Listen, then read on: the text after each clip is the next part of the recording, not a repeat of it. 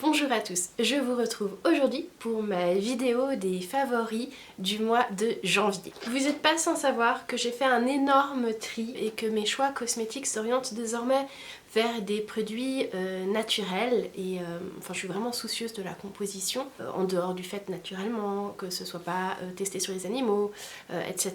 J'ai fait des super découvertes parce que naturellement j'ai des produits à retrouver dans une variante qui correspond à mes choix éthiques. Donc j'ai trouvé, et pour ça je suis super trop contente, un trio de chez Couleur Caramel. Cette petite merveille, je crois que c'est une édition limitée mais je suis pas sûre du tout. Il y a un petit miroir sur le dessus, le trio juste en dessous. Ils sont de très bonne taille, de très bonne pigmentation. Ici on a la couleur que j'utilise en tant que bronzer contour pour travailler les volumes du visage. Il y a le blush et le highlighter, mais celui-là il est trop foncé pour moi pour l'utiliser en tant que highlighter, donc pour les touches de lumière.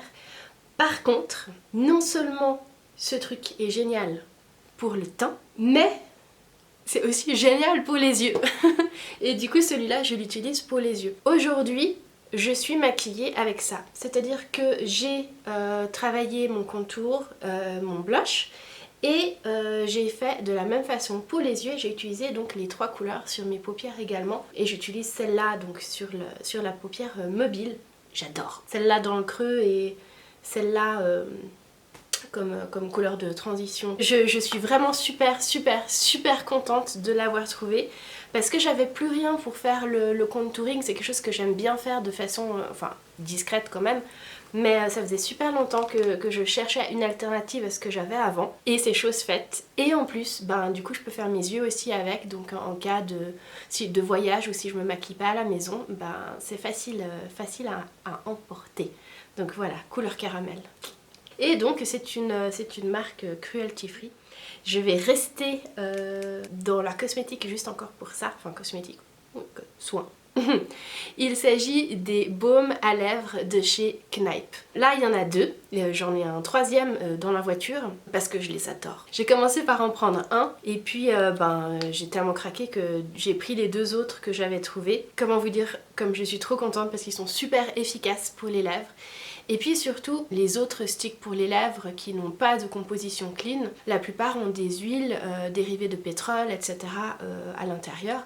Donc c'est pas du tout bon ni pour votre peau ni pour avaler. Surtout pas pour avaler. Et du coup la plupart des baumes du commerce n'ont pas des compositions propres.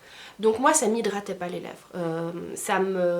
En tout cas le Labello, je pouvais en mettre 15 fois, j'avais pas les lèvres plus hydratées pour autant, au contraire ça empirait, donc je devais en mettre encore plus et enfin il n'y avait aucun intérêt, enfin, ça c'était avant que j'arrête de les utiliser. Tandis que ces baumes là, ils sont complètement en huile et en cire naturelle. C'est trop bien, ça veut dire que c'est un produit qui est entièrement soignant, et enfin je les aime vraiment beaucoup. Leur composition est très propre, c'est accessible.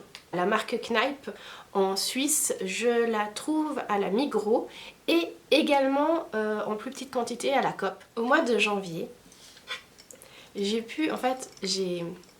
récupéré des affaires de quand j'étais ado chez mon papa. Et parmi ces affaires, j'ai retrouvé ma boîte à bijoux que j'avais quand j'habitais encore à la maison. Et je vais pas vous montrer tout ce qu'il y a dedans, mais j'ai reçu de cette façon-là des super petits cadeaux souvenirs. La vie est quand même magique parce que cette année on a fait un Noël sans cadeau. Mais du coup j'ai quand même reçu des auto-cadeaux à travers le temps. J'ai retrouvé avec cette caisse des bijoux que j'avais ado. J'ai retrouvé un bracelet en or qui venait de ma grand-mère, un bracelet avec des petites formes de lune et d'étoiles, différents bijoux en fait qui correspondent, qui traduisent déjà à l'époque de ce que j'aimais. J'ai retrouvé également des pierres, j'ai retrouvé une œil de tigre, une petite améthyste que je mettais dans la poche, mes cartes de tarot que j'avais, enfin bref. De les retrouver Toutes ces années après, surtout quand ce sont des choses qui sont en lien avec des choses qui sont importantes pour vous encore aujourd'hui. Donc c'était trop bien, trop bien d'avoir retrouvé tout ça. J'ai aussi une petite tasse, vous connaissez mon amour des tasses. Il y avait une tasse et celle-là c'était ma maman qui me l'avait offert quand elle faisait des calendriers pour nous quand on était petits.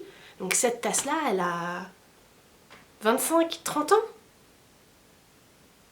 Ouais, c'est fou, c'est fou. C'est des choses que je suis tellement contente d'avoir pu retrouver. Donc voilà, ça je le mets dans mes favoris moments de bonheur. C'était vraiment magique, toutes ces petites choses que j'ai retrouvées de quand j'étais plus jeune. Ça nous renvoie dans nos souvenirs, enfin c'est plutôt magique. Je sais pas si vous... vous avez encore accès à des petits trésors cachés de quand vous étiez enfant. On les oublie pendant des années. Et un jour on retombe dessus et là c'est... ça reste des émotions qui sont... voilà, riches. En termes de loisirs, j'ai un nouveau petit jeu qui m'a été offert qui s'appelle Chakra. Et alors, la personne qui a choisi ce jeu pour moi, mais alors elle a visé dans le mille. Elle a vraiment très bien choisi. Aligner ses chakras peut se révéler un vrai défi. À vous de canaliser vos énergies pour enfin trouver la plénitude. Je vais vous expliquer brièvement le jeu, mais ce qui est super trop chouette, c'est que moi, je l'adore pour le côté justement chakra, en plus il y a des petites pierres, ça rappelle un peu les pierres gemmes, etc. Et mon chéri, il adore jouer à ce jeu parce qu'il y a tout un côté stratégie de déplacement de ces petites pierres. Toutes les personnes avec qui on a joué à ça, au début elles étaient un peu sceptiques, chakra. En fait elles ont adoré et se sont vraiment laissées porter par le jeu. Donc on a chacun une petite planchette qui représente nos chakras. Et on tire nos pierres selon les règles et on doit les faire passer à travers les chakras pour pouvoir les remplir. Alors il y a des chakras qui peuvent être bloqués, qu'il faut débloquer. Une fois qu'ils sont tous remplis de la bonne couleur, eh bien c'est plus fluide, on peut avancer pour les autres. Il y a toute une partie avec des petits pions et ces petits pions on peut les utiliser pour faire différentes actions. Et quand on les a tous utilisés, eh bien pour pouvoir les récupérer, on médite. Ça veut dire que, enfin bref, on saute notre tour, on dit qu'on médite et puis on peut récupérer en fait nos points d'action. Mais il est tellement bien pensé pour le côté justement un peu plus spirituel, développement personnel. Mais en fait, si vous en avez rien à faire du développement personnel, vous pouvez très bien y jouer aussi parce qu'il y a tout le côté vraiment stratégique du jeu, etc. qui... il est trop cool. Franchement, il est génial. Je l'aime vraiment beaucoup. Je veux pas vous dire de bêtises, mais il me semble qu'il s'agit d'un petit éditeur. Un petit jeu sur la base d'harmoniser ses chakras, qui est aussi plein de stratégies. Et ça se joue entre 2 et 4 personnes. C'est à partir de 8 ans. Et une partie dure à peu près 30 minutes. Nous, on fait des parties un peu plus longues parce que, en fait, on est adversaires. Mais on a chacun, vu qu'on a chacun notre plateau et chacun en fait notre petit chemin, notre petite stratégie, etc. Bah en fait tout le monde avance, tout le monde est content en fait, qui gagne ou qui gagne pas. T'as quand même l'impression d'avoir abouti à quelque chose. Et nous, bah, du coup, même si on pourrait gagner, genre, même si on pourrait terminer la partie en un mouvement, on essaye vraiment d'optimiser un maximum nos placements avant de terminer le jeu. Donc nous on fait exprès durer un peu plus pour réfléchir à comment vraiment tirer le max de points et réussir à tous les remplir. Et une fois, non 2 fois, j'ai déjà réussi à remplir tous mes chakras. J'ai adoré le découvrir. En parlant de séries, j'ai complètement crushé sur Good Girls. Good Girls, c'est une série sur Netflix. Il s'agit de 3 mères de famille qui se retrouvent à faire le choix de devenir un peu des criminels. La première, c'est une femme au foyer qui vit dans une maison avec 3 ou 4 enfants. Un mari qui, on ne le sait pas, a complètement endetté la maison, etc. Enfin, bref, il lui faut de l'argent, entre autres choses que le mari fait comme bêtise. Hein. La deuxième, c'est sa petite sœur. Elle a un enfant qu'elle est dont elle est en train de perdre la garde et elle a besoin d'argent pour un avocat. C'est un enfant transgenre C'est génial de suivre son évolution, la relation avec sa mère et... Bref, j'aime beaucoup qu'ils abordent cette thématique aussi dans cette série. Et la troisième, c'est leur amie. Elle est mariée à un flic et elle a un enfant qui a des problèmes de santé très importants, qui demande beaucoup d'argent. Donc ces trois femmes, elles se retrouvent à se dire « Ok,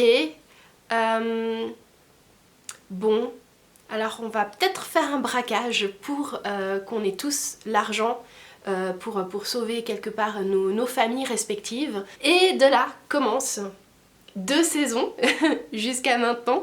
C'est des bonnes personnes, mais qui font des choix discutables. Et on a tout ce côté housewife, donc femme au foyer, ou bref, même s'il y en a qui travaillent, hein, mais le côté vraiment domestique de la maman, de la femme qui contrôle le ménage, etc., qui se retrouve à devenir une criminelle et d'avoir toute une organisation. Enfin, le moment le plus magique, c'est qu'il y a l'une d'entre elles qui a une tasse pour son café sur lequel c'est marqué je préférerais être en train de faire des bricolages.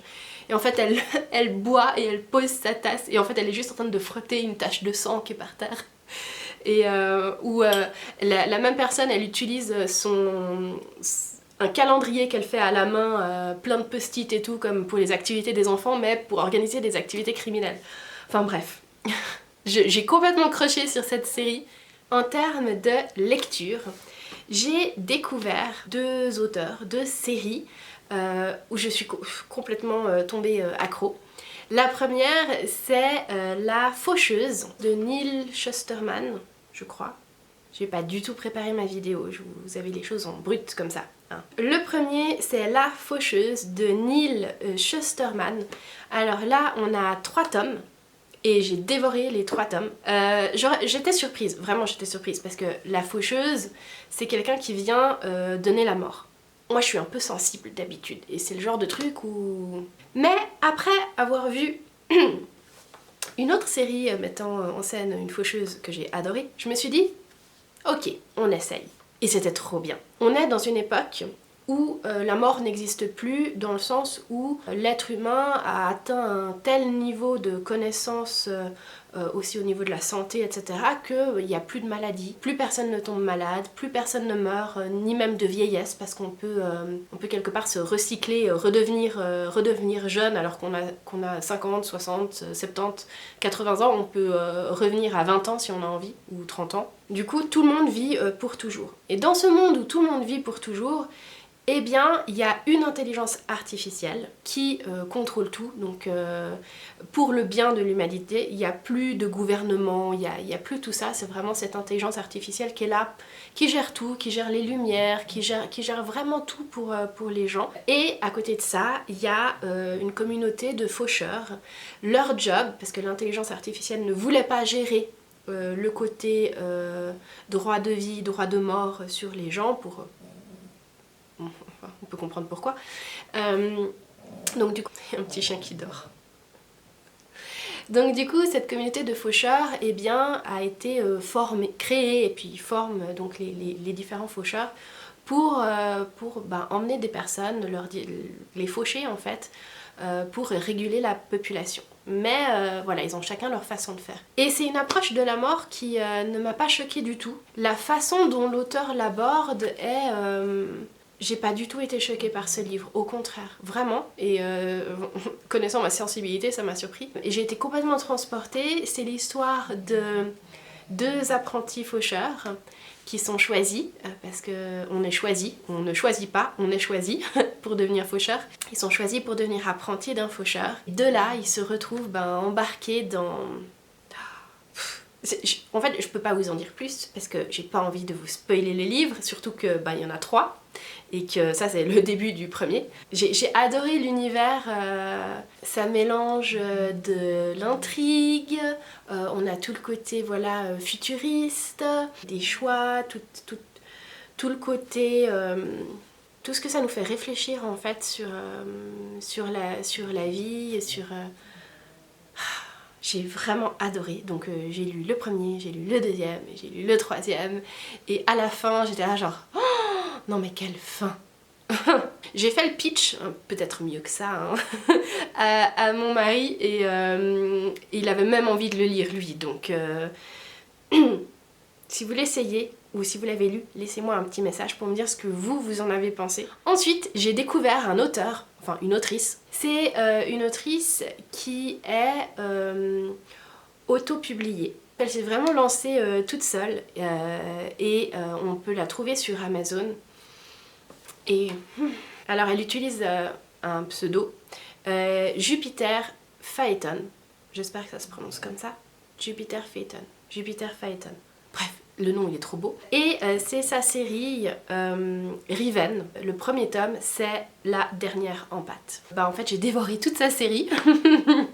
Un peu à la suite. La dernière en pâte, le titre m'avait interpellée parce que ça parle d'empathie. Donc tout de suite j'étais là genre ah c'est quoi comme livre?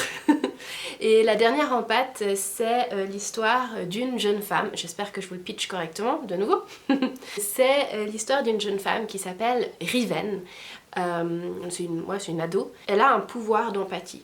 Il y a, je crois, 5% de la population, ou 2% de la population, qui a des pouvoirs. Différents pouvoirs, ils sont tous très très différents. Ça peut être des pouvoirs d'agir sur les éléments, de la télékinésie, ça peut être ceux qui lisent dans les pensées, enfin il y a vraiment de tout. Et elle est empathique. Elle peut lire les émotions des gens. Et elle travaille, en gros pour la police, pour les aider dans certaines enquêtes, en même temps qu'elle est à l'école, et qu'elle a sa vie de famille. Et ben, dans sa famille, tous les frères et sœurs, ils ont aussi des petits pouvoirs. Et ça m'a vraiment transportée parce qu'il y a tout ce côté magique, vraiment magique. Et j'ai eu l'impression d'être, en tout cas dans le tome 1, enfin, finalement dans tous les tomes, j'avais l'impression que c'était comme Harry Potter croisé avec X-Men. Oh. Je suis un peu genre émerveillée aujourd'hui de vous parler de mes favoris, donc vous m'entendez beaucoup faire ah trop bien et tout, mais c'est vrai, j'ai vraiment tellement adoré faire ces découvertes. Tout se transforme en fait pour elle le jour, en tout cas c'est à ce moment-là qu'il y a des choses qui deviennent plus claires pour elle, parce que finalement c'est depuis qu'elle est gamine qu'il y a des choses qui se trament. Tout commence quand en fait un garçon vient lui demander de l'aide.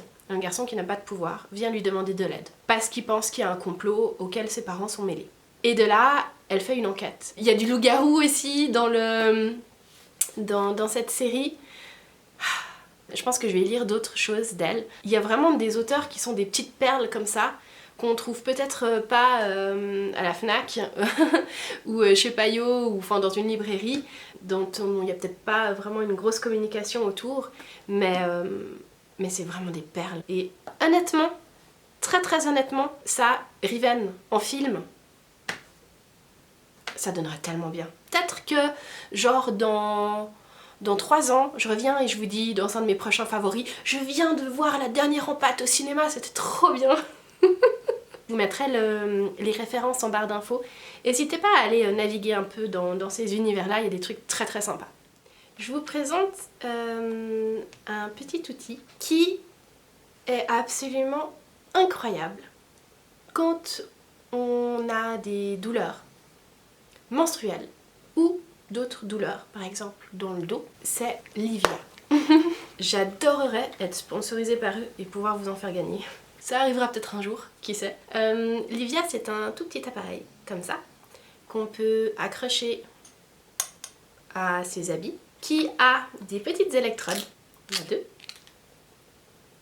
qui se branchent. Ça se recharge mini USB et ça permet d'avoir par une action électrique, par un courant, des effets antidouleurs, anesthésiants. Quand on a ces règles qui arrivent, des crampes au ventre, moi je l'utilise en particulier pour le dos. C'est incroyable, mais incroyable l'effet que ça fait. C'est hyper précis. On peut le mettre en route pour une demi-heure. On peut le garder aussi longtemps qu'on en a besoin. On peut augmenter, diminuer l'intensité. Ça se transporte super facilement. On peut changer les patchs. Ils se commandent par internet. Ça, ce fut vraiment une révélation. Ça fait... Je vous le présente maintenant dans mes favoris parce que c'est quelque chose que j'ai particulièrement utilisé ces derniers temps, mais c'est quelque chose que j'ai depuis 2 ans. Au moins 2 ans. C'est l'équivalent d'un TENS médical, mais en version portable et accessible à tout le monde. C'est quelque chose du coup qui passe pas par le système digestif, qui permet vraiment de court-circuiter la douleur à un endroit précis. Donc c'est vraiment quelque chose d'incroyable. Je me souviens plus de combien il m'a coûté depuis le temps, mais c'est vraiment quelque chose qui vaut la peine en fait pour les personnes qui souffrent de douleur. Un petit secret bien gardé, on dirait que nerveusement, ce petit courant électrique, il vient neutraliser le courant électrique de la douleur.